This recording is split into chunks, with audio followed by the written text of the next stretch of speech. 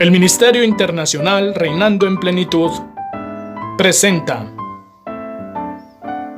el estudio bíblico de hoy.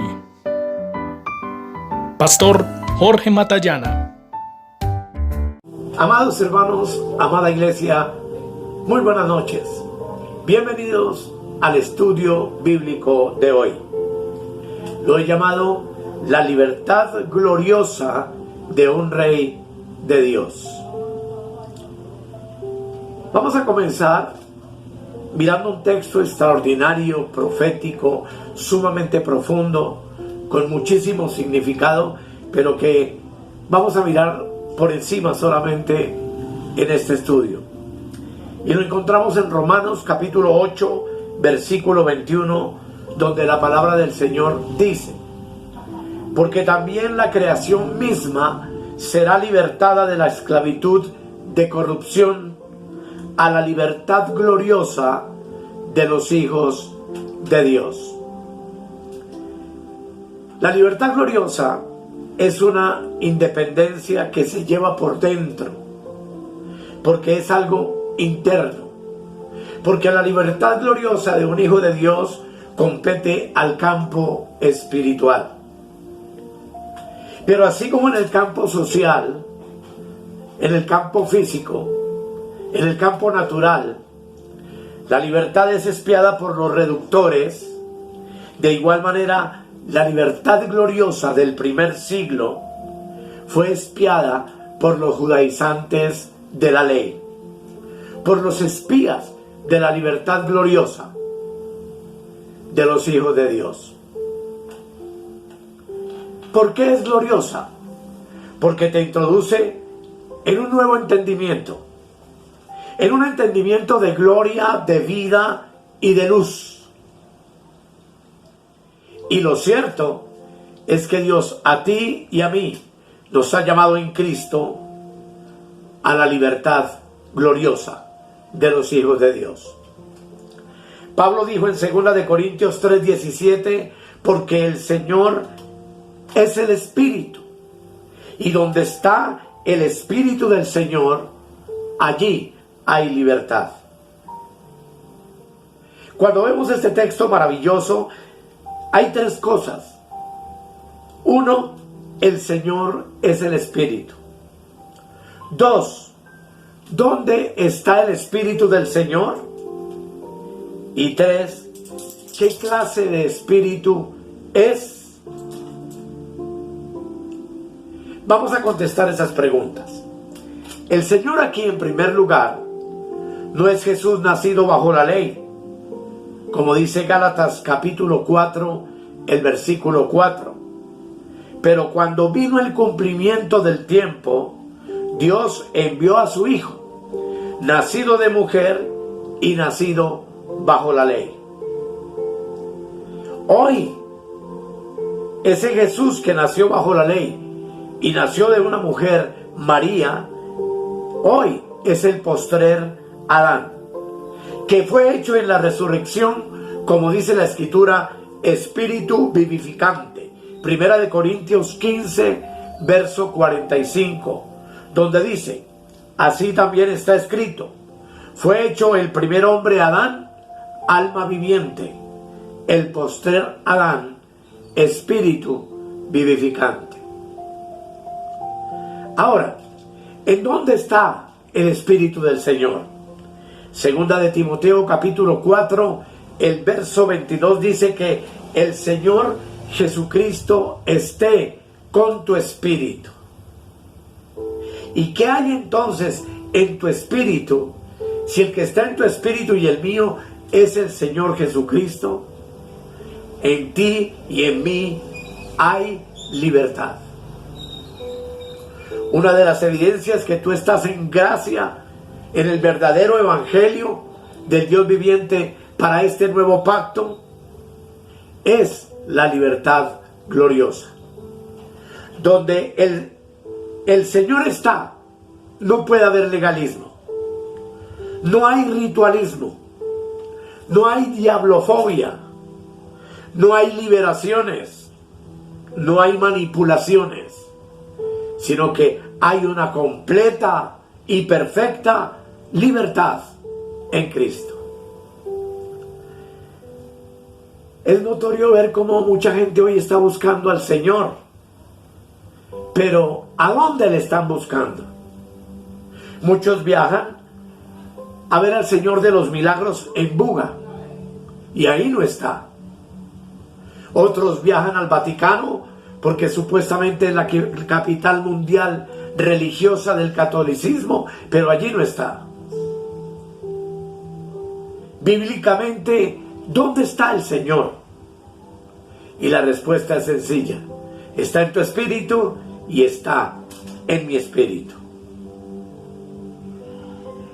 Ahora, el Señor no puede estar donde se tiene al pecado original vivo. No está donde tienen al diablo vivo.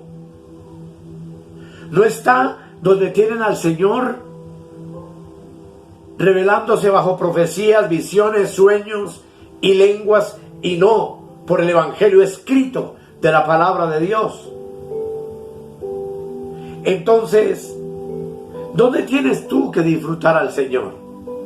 ¿Dónde puedes tú realmente buscar al Señor y encontrarlo? Únicamente en ti y en tu espíritu. Por eso es que necesitamos libertad en las congregaciones hoy en día. Esa libertad de Dios no está tampoco en la capilla o templo o comunidad religiosa donde tú te reúnes. Esa libertad está en tu espíritu, en donde la Escritura afirma que tú y el Espíritu del Señor son uno solo. Las iglesias que no enseñan el Evangelio de la Gracia no tienen a la gente en libertad. Ellos creen que libertad es danza judía, oración judía, vestimenta judía. Pero déjame decirte con toda certeza y claridad que ahí no está el Espíritu del Señor, porque en el judaísmo antiguo,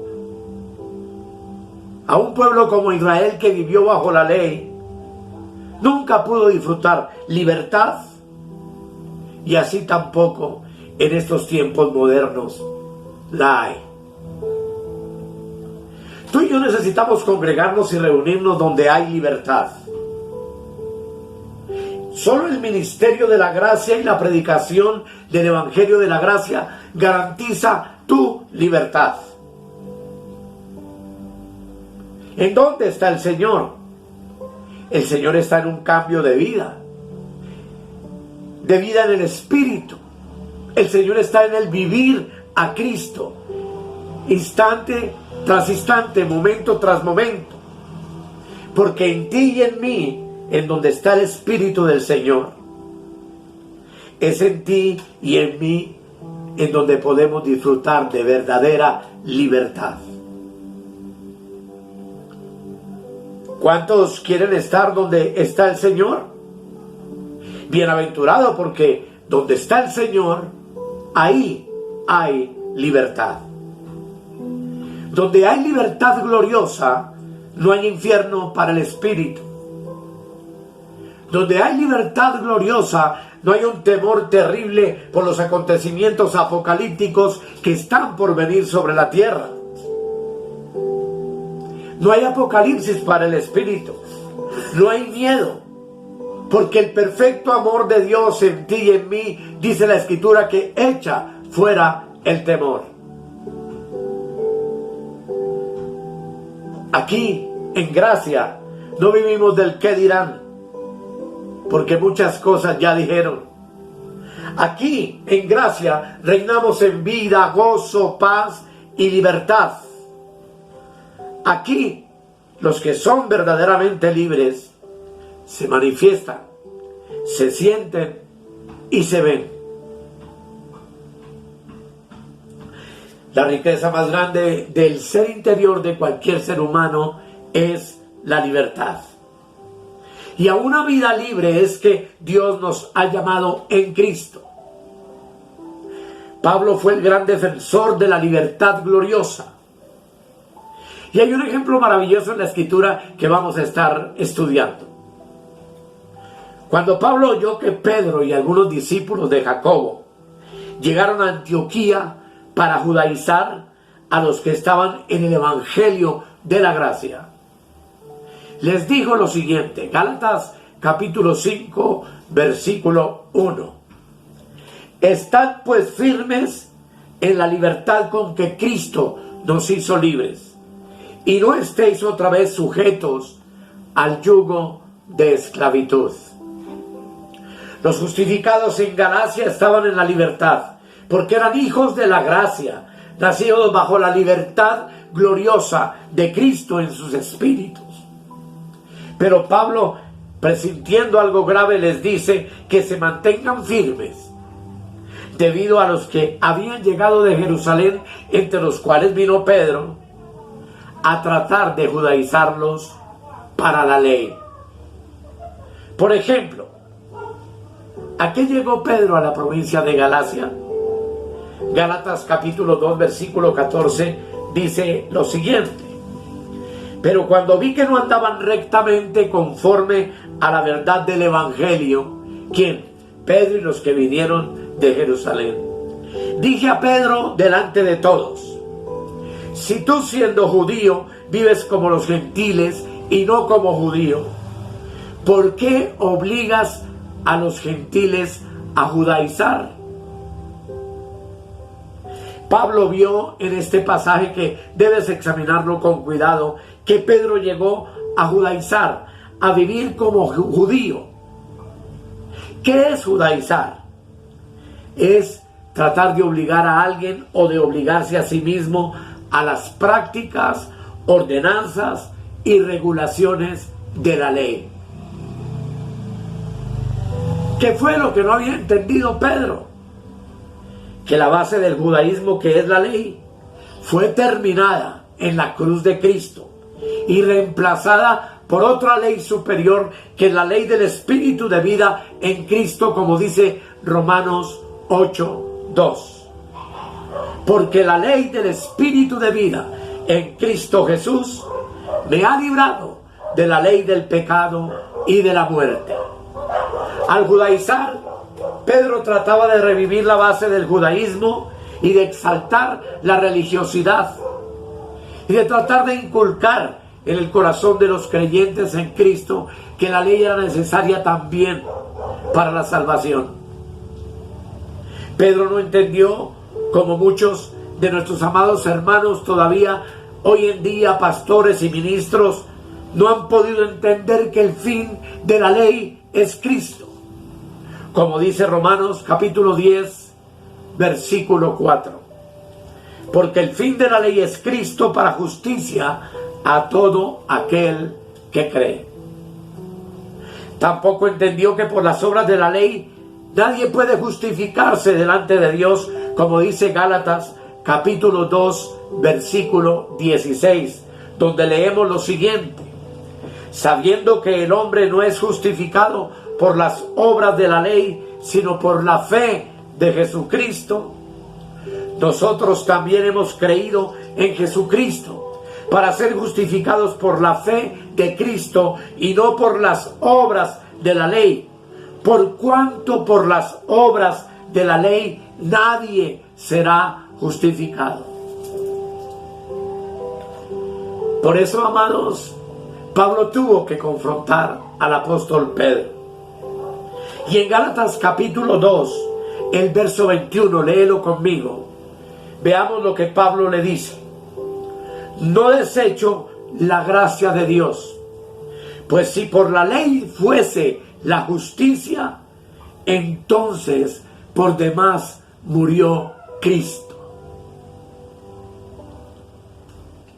Hermanos, tenemos una gran responsabilidad como iglesia del Cordero. Una gran responsabilidad individual como creyentes y como hermanos en la fe. Y es una responsabilidad con la libertad dentro de ti y dentro de mí. Es no volvernos a meter al judaísmo, a esos yugos de esclavitud de la cual Cristo nos sacó con su muerte en la cruz. Cuando uno conoce realmente lo que significa el reinado en vida, es cuando entonces entra en la gloriosa libertad de los hijos de Dios.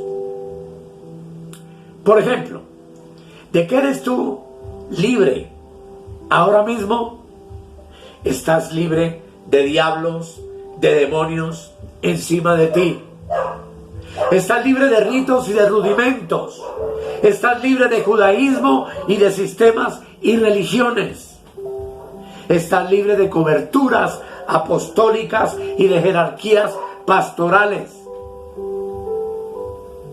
Tú eres un hombre y una mujer libre que camina con la libertad gloriosa de un hijo de Dios.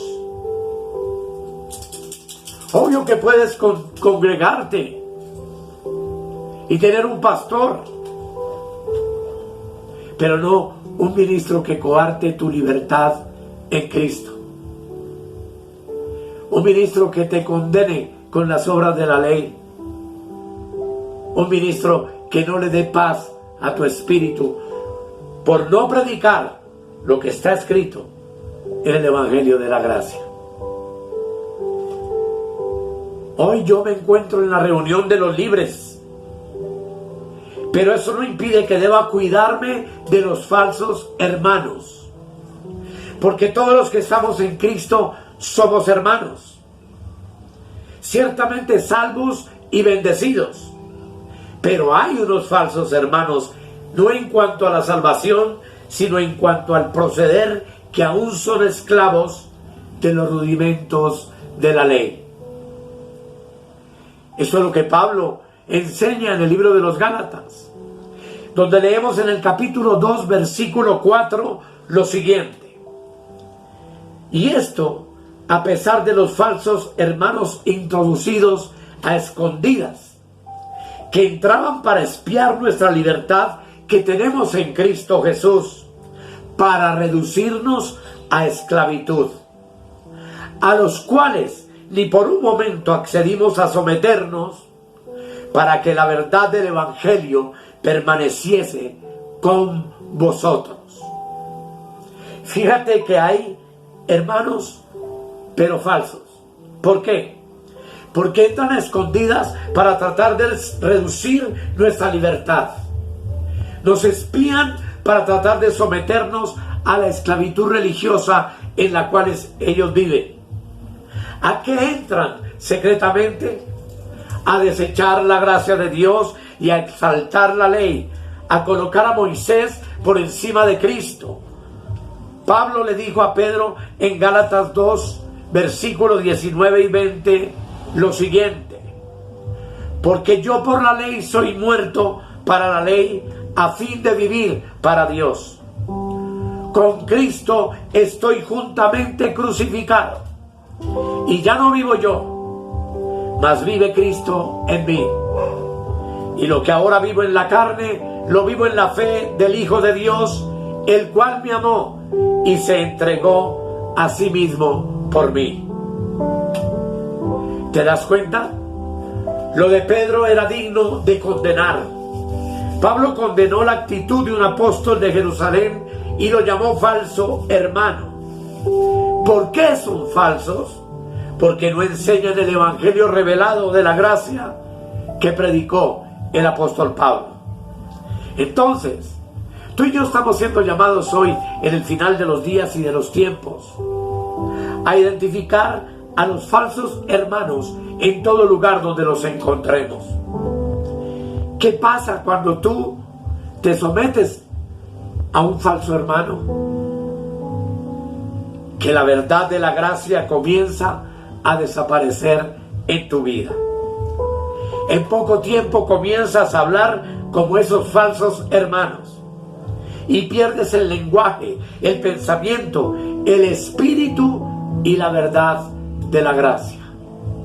Comienzas a hablar de un espíritu enemigo, comienzas a tener temor de los demonios, juzgas a los demás sin misericordia, sin darte cuenta que tienes una viga de tu propio error en tu corazón. Vives lleno de miedo y de temor, angustiado por no perder la salvación. que sabemos que es un regalo eterno que en Cristo Jesús hemos recibido por medio de la fe y que la salvación no se puede perder. Te vuelves hipócrita tratando de fingir una santidad que es ya nuestra en Cristo Jesús gratuitamente. Y entonces comenzamos a vivir una vida de apariencias. Al final de todo esto, ¿cómo quedas? No quedas avanzado, sino reducido. No quedas agraciado, sino judaizado. Es decir, lo mismo que decir que desgraciado, es decir, sin gracia. Nunca te dejes reducir. No te dejes judaizar. Que nadie te haga caer de tu libertad gloriosa, mi amado. Que nadie te esclavice. Por eso, honra entonces la libertad gloriosa que Cristo te dio y que nos dio a todos con su muerte en la cruz del Calvario. Ahora, ¿qué ministran los falsos hermanos? Ministran arrepentimiento para salvación, porque desconocen el ministerio verdadero de la iglesia, que es el ministerio de la reconciliación.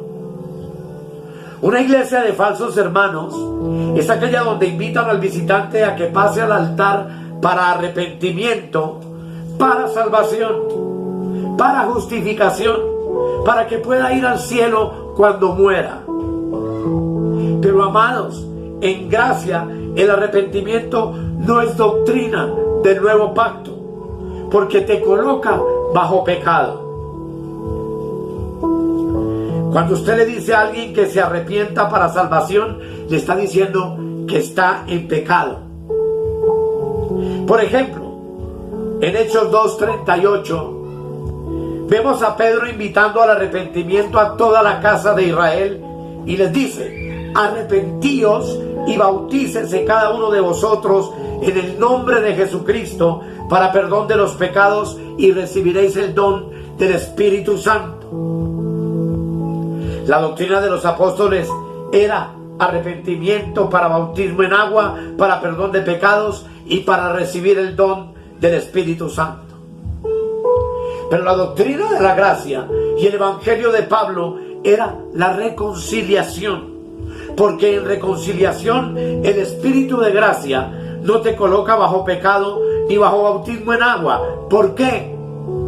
Porque 2 Corintios 5:19 dice que Dios estaba en Cristo reconciliando consigo al mundo, no tomándole en cuenta a los hombres sus pecados, y nos encargó a nosotros la palabra de la reconciliación. Por favor, léelo, 2 Corintios 5:19. En la cruz de Cristo, en la muerte de Cristo, Dios reconcilió consigo al mundo, no tomándole en cuenta a los hombres sus pecados. Y dice que nos encargó a nosotros el ministerio de la reconciliación. De lo único que una persona sin Cristo debe arrepentirse es de haber vivido toda su vida sin saber que estaba muerto para Dios en delitos y pecados, y no saber que Cristo lo reconcilió ya con él en la cruz del Calvario, y que debe arrepentirse de no haber creído en la obra perfecta de Cristo en la cruz para aceptar la reconciliación de Dios en la persona de su Hijo. Fíjate bien que en reconciliación no hay arrepentimiento, porque Dios ya no le toma en cuenta a los hombres sus pecados. ¿Por qué? Porque el sacrificio de Cristo en la cruz quitó el pecado del medio, como dice Hebreos capítulo 9, versículo 26. De otra manera, le hubiera sido necesario padecer muchas veces desde el principio del mundo. Pero ahora, en la consumación de los siglos, se presentó una vez para siempre por el sacrificio de sí mismo, para quitar de en medio el pecado. ¿Quién lo hizo? Lo hizo Cristo. ¿Lo hizo en dónde? En la cruz del Calvario. Y en este acto maravilloso, Dios reconcilió consigo a todos los hombres. ¿Qué es lo que los hombres necesitan saber? Que ya están reconciliados con Dios. Y es el evangelio que tú y yo tenemos que predicar en este tiempo, para que el hombre se concientice y cambie su manera de pensar respecto de sí mismo y vea como su única puerta de salvación a Cristo y como su única esperanza de vida eterna. En salvación no te tienes que arrepentir, porque la reconciliación te arregló la amistad con Dios. Pero ahora que ya estamos reconciliados y que somos salvos, tenemos que arrepentirnos, a veces diariamente, en nuestras vidas, de nuestros malos procederes, de nuestro mal comportamiento. Y eso es lo que hace la diferencia. Un hijo de Dios se arrepiente de lo que hizo, no para salvación, sino para que la sangre de Cristo limpie ese pecado. El apóstol Juan dice en 1 de Juan capítulo 1, que si decimos que no tenemos pecado, hacemos a Dios mentiroso y la verdad no está en nosotros. Tú como hijo de Dios y yo como hijo de Dios eventualmente pecamos. Y cada vez que pecamos, hemos de arrepentirnos delante del Señor y procurar no hacerlo para su honra, para su gloria, porque lo amamos, porque le estamos agradecidos. Pero si no fuera por la sangre de Cristo y el amor de Dios, ningún hombre podría ser salvo, porque eventualmente todos los hombres pecamos. Esta es la gran diferencia de lo que predica una iglesia de la gracia y una iglesia de falsos hermanos. Cuando tú naciste, hace 40 años, 50 años, 70 años, el pecado ya había sido quitado desde el año 33 por Cristo en la cruz del Calvario. Porque con una sola ofrenda, dice la Escritura, que Cristo hizo perfectos para siempre a los santificados. A un santificado entonces no lo puedes llamar para salvación al arrepentimiento, porque ya no tiene pecado, porque nació justificado ante los ojos de Dios. Hermanos amados, no tengamos miedo de proclamar la libertad gloriosa de un hijo de Dios. Dale esa libertad al oprimido. La próxima vez que evangelices a alguien, invítalo a reconciliarse con Dios, no en virtud de lo que la persona es, calificándola de pecadora, de perdida, de obras muertas, sino haciéndole ver que sin Cristo esa persona está muerta, esa persona no tiene vida eterna y que no tiene salvación, pero que la única puerta de salvación, de vida eterna, de perdón eterno se llama Jesucristo. Ponlo a conocer la libertad, porque tú debes estar ya reinando en libertad. Que el Dios del cielo nos ayude, abra los ojos de nuestro entendimiento y nos permita comprender la verdad, y que nuestro evangelismo se haya de acercar a Dios, al hombre, como el que ya lo reconcilió consigo mismo, no como el que lo condena, no como el que lo manda al infierno, no como el que lo desprecia, sino como alguien que en Cristo ya está reconciliado con Dios, pues el evangelio dice que de tal manera amó Dios al mundo. ¿Quién es el mundo? Los hombres sin Cristo. Todos los que no han conocido a Dios son del mundo y están en el mundo. Pero a ellos los amó Dios dándoles a su Hijo unigénito, para que todo aquel que en Él cree, en Jesús, tenga vida eterna y no perezca jamás.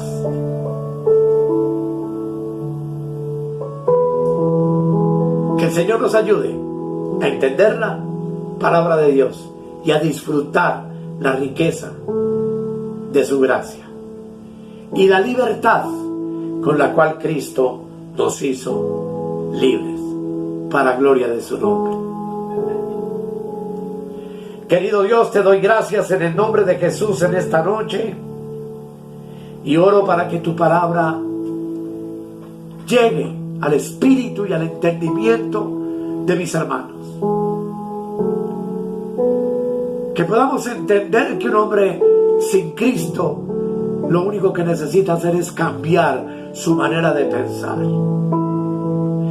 Su manera de pensar hacia sí mismo, viéndose a toda hora como justo, como que yo hago lo bueno, como que yo no soy malo, no. Entender que está separado de Dios, pero que Dios le trae la buena nueva del Evangelio de que ya está reconciliado con Dios por medio de Cristo, y que lo único que esa persona tiene que hacer es aceptar la reconciliación con Dios y comenzar a caminar con Él. Gracias, Dios, por tu palabra, en el maravilloso nombre de Cristo Jesús. Amén, amén y amén. Amados, muchas gracias por su atención y oro para que el Señor continúe abriendo vuestro entendimiento y nos permita en los pocos meses y años que vamos a estar sobre la tierra como iglesia de Jesucristo, aprovechar el tiempo predicando el único evangelio verdadero, que es el evangelio de la gracia. Dios te continúe bendiciendo.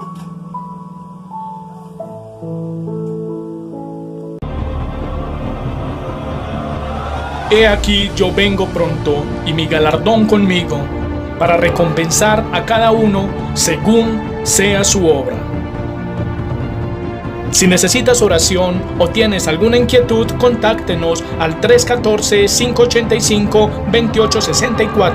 Suscríbete en nuestro canal de YouTube o escríbenos al correo electrónico reinandoenplenitud@gmail.com. Bendiciones para todos.